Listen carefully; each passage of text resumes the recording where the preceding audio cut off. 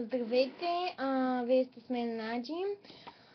Днес ще си говорим за животните, главно за чинчилите. Те са род бозайници, както може би всички знаят. Много са любвеобилни. Лично аз ги предпочитам за домашни любимци. Живеят между 15 и 20 години. Имат сивкава, бяла или черна косместа покривка, големи черни очи и бял корем. Трябва да й се осигури просторна клетка, тъй като много обича движението. Тя е срамежлива и предпочита да спи през деня, въпреки че при някои чинчили не е така и всъщност те са ранобудни.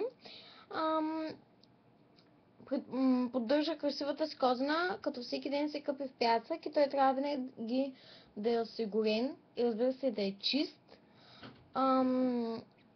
Храненето е много важно, защото при тях има ограничения. Менюто им се състои от сено, гранулирана храна, сушени плодове, ядки, люцерна, пият вода, но много малко, което е малко необикновено за тези животни. Също така си хапва и растения, като детелина и гохарче, но не отказват и по някой фастък. Задължително е да има сено в клетката. Може да се дава сено от различни растения, тимотейка, овес, овсига. Като се избягва или се използва рядко това от люцерна. Добър избор е смесеното ливадно сено. Малко сега за лакомствата ще говорим. Трябва да се ограничат до едно малко лакомство на ден, защото диетата на чинчилите в дивата природа е доста скучна и еднообразна. Тяхната храносмилателна система не е свикнала на разнообразие и не може може всъщност, лесно да бъде нарушен баланса им. Човешкото желание е да гледате чинчулата си с лакомства, но това може да причини повече злини, отколкото добрини. В случая ето безопасните лакомства, които можете да си позволите.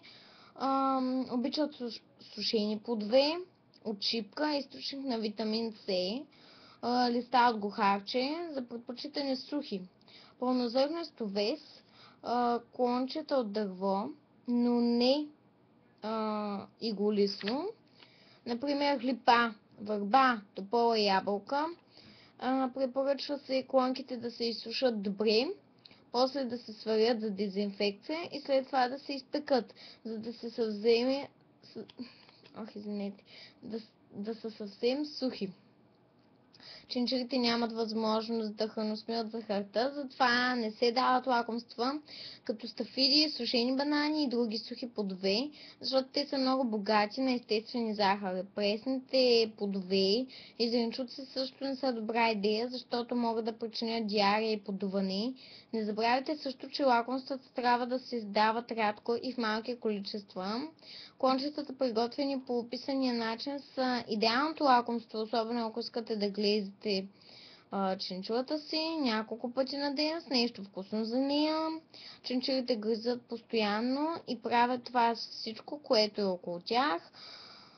Това не е защото обичат да разрушават, а защото техните зъби никога не спират да растат и само дъвчейки нещата, като дърво, например, им помагат да ги изтриват достатъчно, за да се чувстват добре и комфортно. В клетката могат да бъдат оставени играчки за забавление на любопитните гризачи, дървени блокчета, дървени клони, подходящи за гризане и други. Новия домашен любимец чинчулата има нужда от основен пръв преглед, фекално изследване на вътрешни паразити, преглед на външни паразити и състояние на козината. След това профилактичен преглед един път годишно. При гризачите заболяванията на зъбите се срещат често и основните признаци, които стопаните могат да забележат, са повишено слюноотделяне, постоянно увлажнена козина около устните и на предните лапички, трудно сдъхкване на храната и други.